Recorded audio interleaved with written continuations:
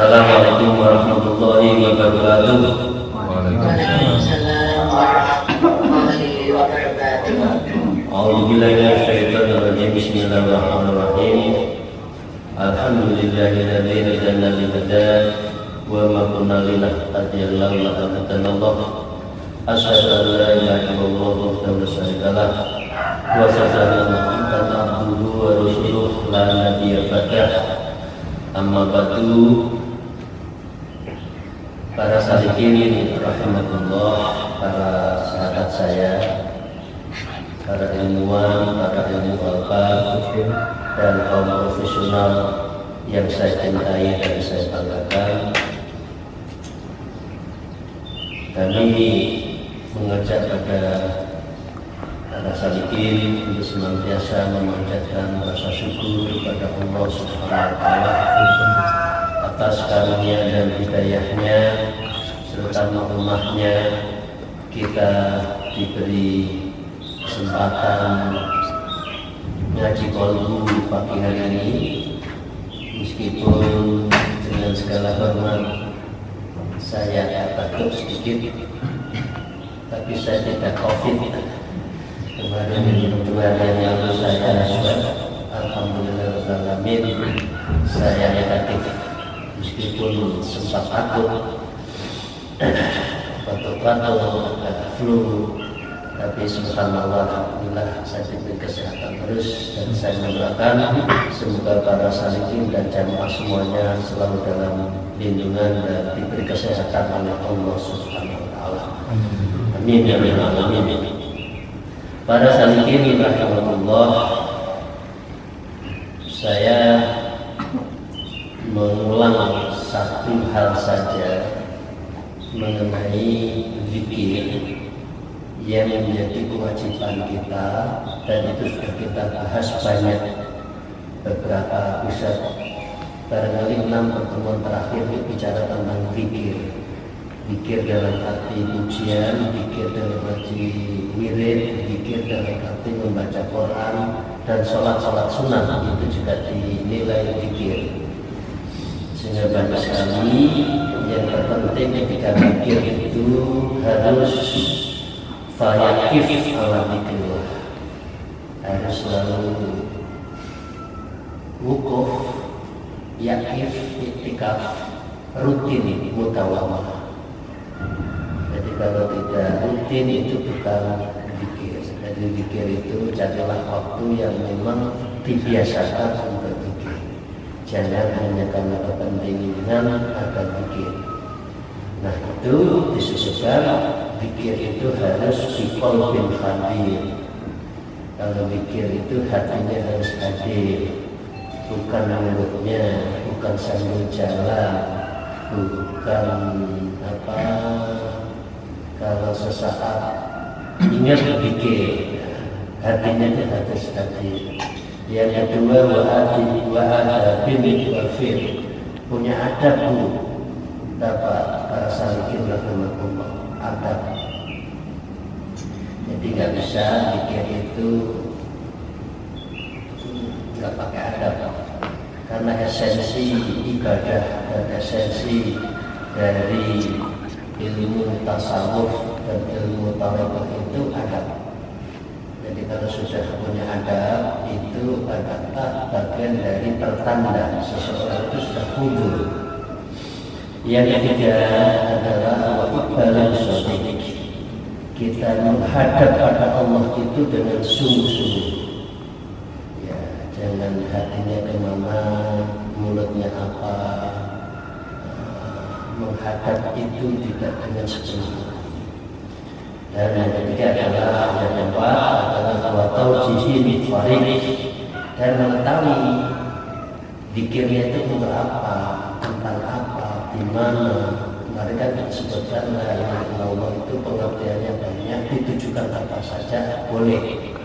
La ilaha illa apa bisa sebutkan tasifah, ya, la ilaha illa ma'budah, la ilaha illa mahbudah. Ini katakanlah dulu para dosen ya, hati-hati mahasiswa sekarang pintar.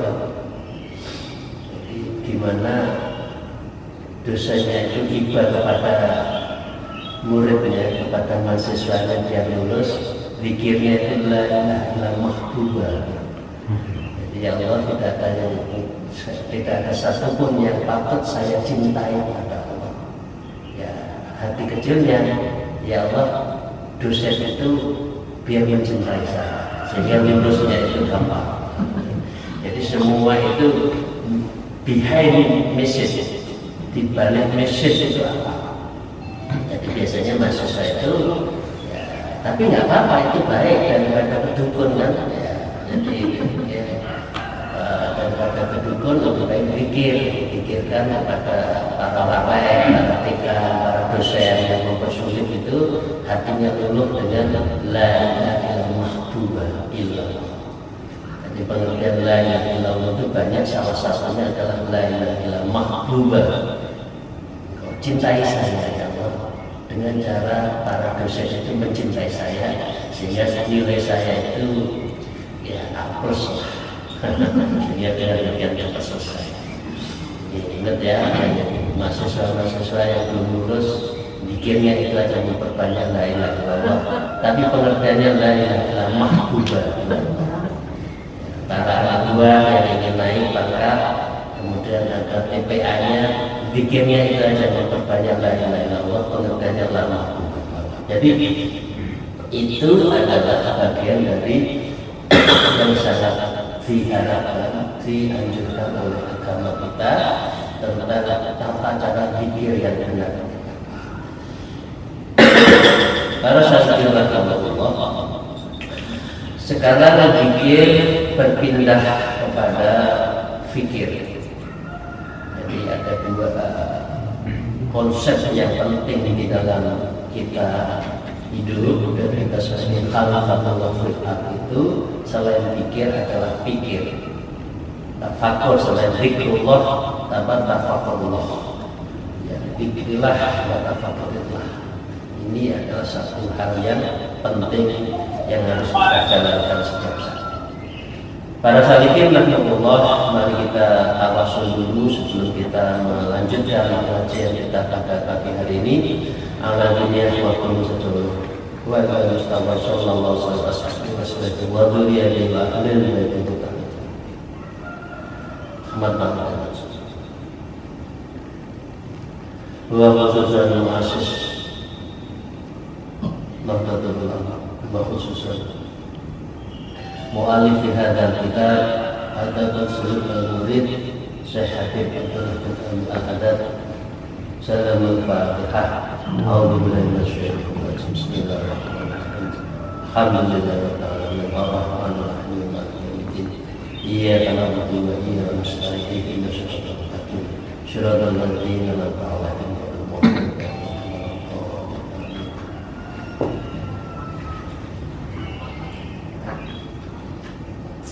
Para salikin rahmatullah, a'udzubillahi minasyaitonir rajim. Bismillahirrahmanirrahim. Wa qala musannif wa nafa'ana bihima bi ulumiha fid dharain wa takun ayyuhal murid muksiran min tafakkur wa huwa ala salatin aqsam. Wa takun, jagalah keadaan, artinya setiap saat. Walaupun jadilah juga bisa, jadilah Anda itu murid, jadilah Anda itu hamba Allah, jadilah Anda yang mendawamkan, membiasakan. Karena ini di atas bertakun itu lebih di atas mudawam. Bertakun itu jadilah kamu ayyuhal murid, wahai orang yang ingin dikasihi oleh Allah, wahai orang yang sedang suluk dalam arti khusus, artinya yang sedang di pondok. Alhamdulillah sekarang di pondok lagi banyak yang sedang suluk mengisi hidup libur panjangnya dengan suluk. Mengisi liburnya bukan melenceng, tapi melencernya itu menuju Allah. ini alhamdulillah di akhir tahun makin banyak yang suluk. Saya doakan semoga yang lain ada saatnya kalau waktu kosong tidak merencanakan melenceng kemana, tapi merencanakan untuk ikut suluk. Ya, mumpung umur diberi kesempatan. Ayat murid mukthiratun tafakkur. Mukthirat itu kasir memperbanyak. Jadi bukan sekedar untuk tafakkur, tetapi mukthirat memperbanyak. Minat tafakur, dan Anda itu harus bertafakur. Ya, mengapa tafakur? Karena tafakur inilah esensi yang menjadi bagian dari esensi manusia. Para salikin masih ingat ada dua yang perlu saya sampaikan. Yang pertama surat At-Tin, yang kedua nanti maaf saya lupa suratnya, nanti bisa dilihat.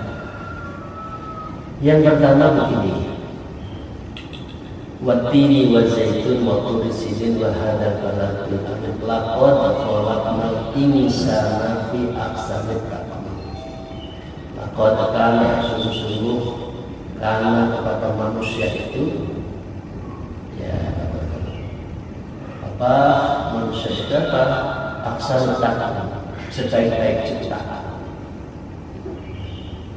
Dan yang membedakan manusia dengan makhluk lain itu karena pikirannya itu. Karena pikiran itulah manusia oleh Allah dipilih menjadi khalifah. Ya, jadi bukan yang lain yang menjadi wakil Allah di muka bumi itu, bukan bahim, binatang, juga bukan para malaikat yang sungguh sangat perfect itu, tetapi adalah manusia yang di dalamnya itu adalah tafakur, ada pikirannya. Jadi bangsa Likit, manusia yang secara umum dari dimensi spiritualnya itu kan ada tiga. Yang pertama adalah qalbunnya atau nafsunya, yaitu nafsi jiwanya, dalam arti qalbun, dalam hati ruhannya. Yang kedua, manusia juga diciptakan karena ada nafsu. Nafsu itu sama binatang. Binatang juga ada nafsu. Yang ketiga, pikiran, otak. Dalam dimensi hubungan, kalau nafsu ketemu otak itu bahaya, karena nafsu itu mesti cenderungnya amarah bisu, mengajak yang suci. Sedangkan otak biasanya itu menjalankan perintah nafsu itu. Oh, saya pengen ini, otaknya langsung jalan. Oh, saya ingin jadi orang yang berkuasa, otaknya langsung jalan. Bagaimana saya harus berkuasa? Entah caranya, entah bangunannya, entah strateginya, yang penting saya berkuasa. Meskipun mengambil hak orang lain, meskipun dengan cara kasar, meskipun dengan cara machiavellis, bumbu-bumbu lupus, ya, dia yang penting tercapai. Itu tugasnya otak. Nah, otak dalam seperti ini harus dijaga. Dan siapa yang bisa menjaga otak itu adalah adalah hatinya, hati kolbunnya, jiwanya, ruhnya.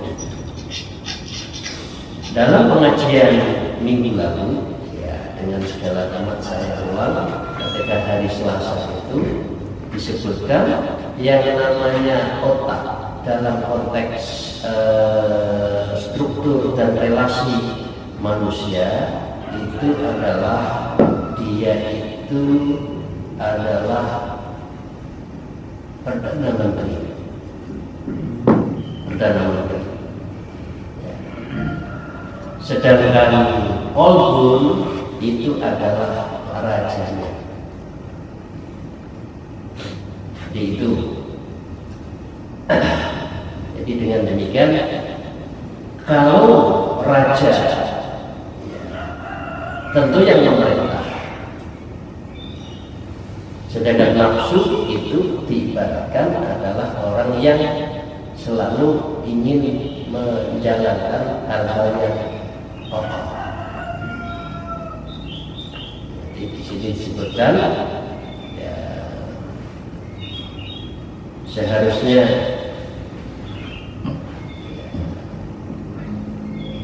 akal yang menjalankan strategi, hatilah yang memerintahkan, artinya raja. Jadi seperti itu, faidah bangkatnya dan ikhbari ilal wajir ialah ahwalun mematahkan alammu. Jadi kalau apabila informasi itu sampai kepada menteri, ya Perdana Menteri ini pakai teorinya Imam Ghazali, disebutkan kalau sudah sampai ke Perdana Menteri, maka Perdana Menterinya itu harus lapor kepada rajanya. Disebutkan Allah disebutkan di sini raja itu harus mendapat laporan dan berdiskusi dengan akal itu, dengan Perdana Menteri itu. Ya, kalau tidak seperti itu, maka dengan demikian Perdana Menteri itu akan jalan sendiri. Kalau sudah jalan sendiri, yang menangkap adalah biasanya itu yang menangkap adalah syahwat. Jadi dengan demikian itu bagian dari segitiga ciptaan manusia itu, yang satu sisi adalah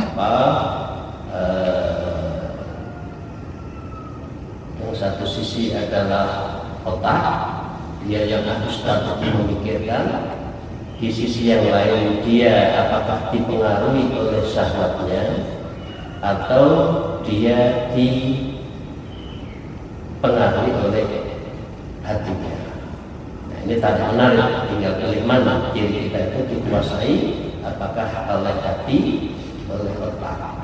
Anehnya para salikin rahimahullah, kalau ketemu antara pikirannya Perdana Menterinya juga tidak benar, rajanya, hatinya juga tidak bersih, itu bahaya karena hampir seluruh tindakan, strategi, kebijakan yang akan diambil itu adalah tidak sejalan dengan prinsip-prinsip nilai agama. Jadi itu Bapak sekalian yang saya hormati, mengenai hubungan antara segitiga, yaitu antara hati, antara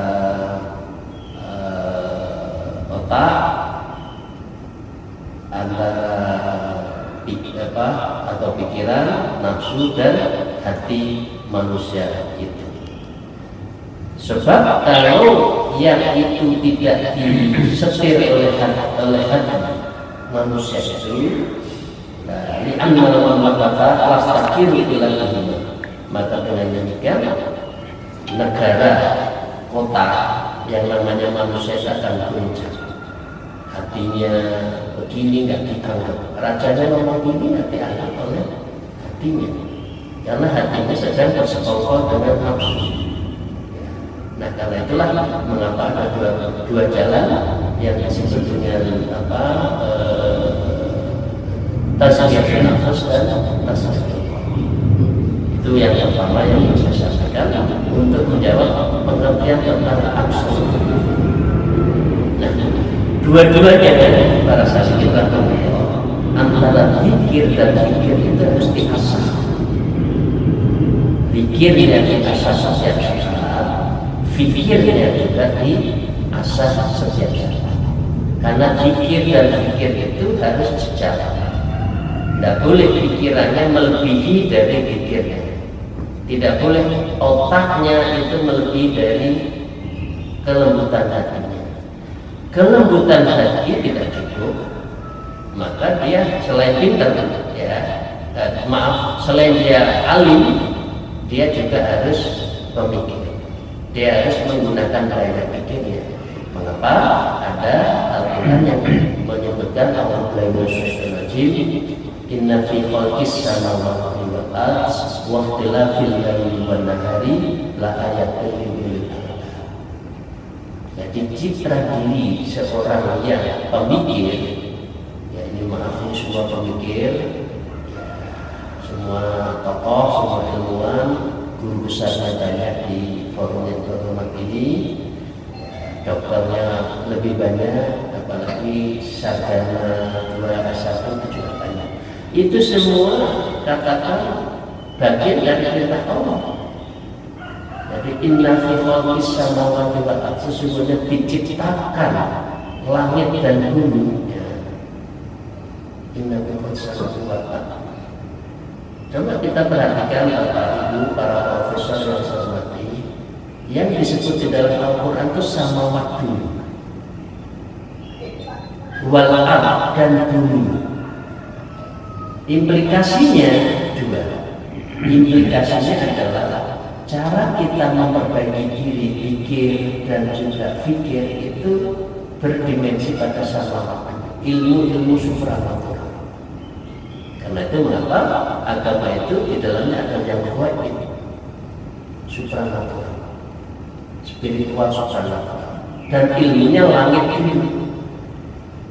Jadi sekarang kita bisa zoom seperti ini, yang ada di Papua, yang ada di Riau, yang ada di Jember, yang ada macam-macam, ada yang di Bali, banyak yang saya lihat, ada di Malang dan sebagainya tadi, ada di UNB, ada di UI, banyak. Apa? Ini akibat ilmu bumi atau ilmu langit? Ini adalah akibat dari ilmu langit. Disebutkan samawat. Artinya dimensi. Ilmu yang berdimensi spiritual itu esensi manusia. Jadi kalau manusia hanya mengandalkan kesalahan individual tidak cukup. Manusia mengandalkan hanya pikir tidak cukup. Dia harus berdimensi ilmu-ilmu umum juga, ilmu bumi ini seimbang. Wal ard dan ilmu dan kejadian-kejadian yang ada di alam. Jadi Nabi Khalqis sama wal ard ini terus waqtilafil laili wan nahari, perpindahan malam lagi, disebut itu malam lagi, wan nahar baru siang. Jadi esensinya orang Islam itu kehidupannya malam dalam arti ibadah. Kalau siang fantastis muasyarah, mencari rezeki, menjalankan itu. Tapi jangan lupa Anda kita semua asik urusan dunia, urusan siang, tapi malamnya hilang. Malamnya hilang. Jangan. Jadi dua-duanya, ya. Saya berpesan saya sendiri dan semoga saya insya Allah moga-moga mutawam dan sampai mati ya, kapan Tuhan meninggal. Jangan sampai melupakan sholat malam ya. Karena ini perintah Allah. Ya. Ilmu samawat, ilmu high-tech, ilmu milenial, ilmu itu situasi sukar.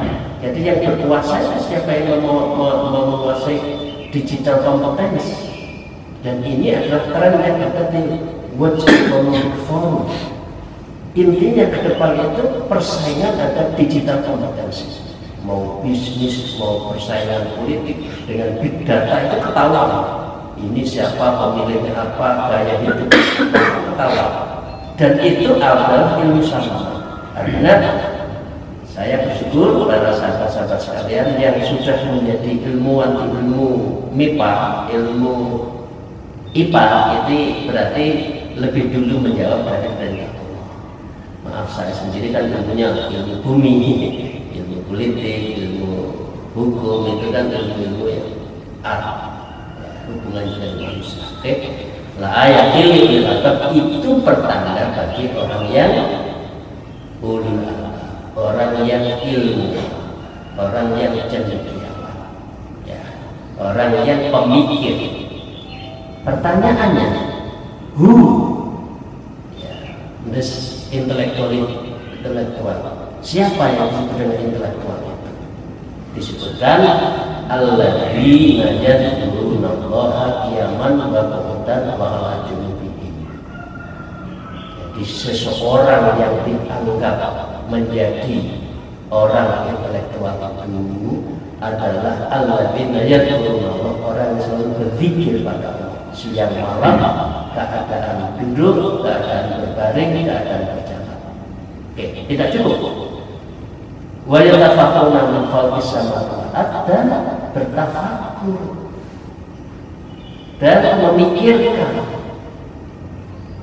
ya, what the behind meaning, apa dibalik makna ada langit, ada bumi, ada gunung, ada laut, ada hamparan. Itu semua adalah bagian dari ilmu yang ada di dalam Al-Quran, dan itu harus diajarkan oleh kita. Kita sebagai orang pemikir harus memikirkan, oh, kalau gunung itu adalah kabut buminya. Coba kita bayangkan, begitu hamparan begitu luas, lautnya begitu banyak, 2 atau 3 dari daratan.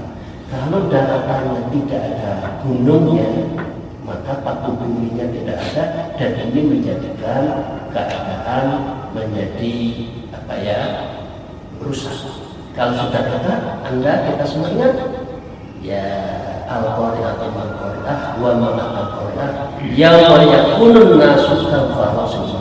Karena gunungnya sudah terbakar, maka dunia itu seperti amai-amai yang bisa disebul, yang bisa ditembuskan seperti halnya kapas.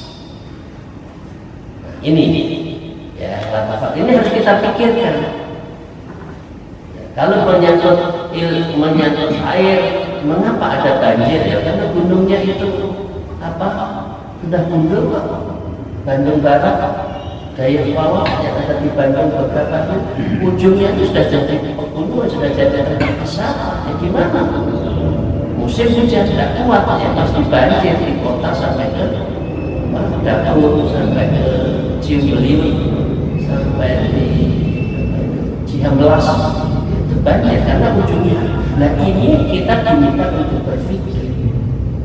Nah, dengan menyeimbangkan antara zikir dan fikir seperti itu, itulah Anda disebut dengan ulul albab. Itulah mengapa kita disebut khalifatul. Karena itu di dalam hadis disebutkan tafakkuru sya'rin afdalu min ibadah salah. Jadi orang yang tafakkur sejenak, oh alam, oh ada gempa, oh ada, ya Allah Engkau Maha Kuasa, itu ibadahnya melebihi dari orang yang ibadah sama, ibadah 1 tahun. Tetapi ibadahnya itu tidak pakai ilmu, ibadahnya itu hanya pakai mulut, hanya fisiknya saja, tapi tidak wudu, tidak khusyuk. Ya dapat pahala, tapi lebih baik tafakkur samatin atau min ibadah sama. Jadi ini bagian dari pentingnya kita untuk berzikir dan berpikir, itu satu kalimat, satu bagian dari yang terpenting. Para sahabat Allah, beberapa ayat yang menyangkut kita untuk berpikir, apalah yakinun, itu banyak, tafakkur banyak. Jadi intinya orang Islam itu harus mengoptimalkan pikirannya, bisa lebih berpikirnya itu lebih baik, lebih mantap. Tetapi orang yang mengembangkan pikiran saja tidak dibarengi dengan zikir itu juga salah. Anda nanti menjadi orang yang berpikir tanpa batas seperti filosof, salah. Karena itu iqra bismi rabbikal ladzi khalaq. Jadi iqra, bacalah situasi, bacalah lingkungan, tafakurlah terhadap lingkungan, tapi bismi dengan menyebut nama Allah, dengan berpikir. Ya, karena Allah, karena apa? Karena Allah lah yang mencipta seluruh ini. Jadi para salihin rahimahullah, tafakur adalah bagian dari kewajiban yang perintahnya itu sejalan bersama-sama dengan zikir. Insyaallah kalau kita banyak berzikir dan kita berpikir, kita akan mendapati orang-orang yang mendapatkan predikat khalifatul fil ard yang sebenar-benarnya, dan kita menjalankan khalifatul fil ard itu dengan amanah yang tinggi. Demikian untuk yang menyangkut tafakur. Demikian, terima kasih.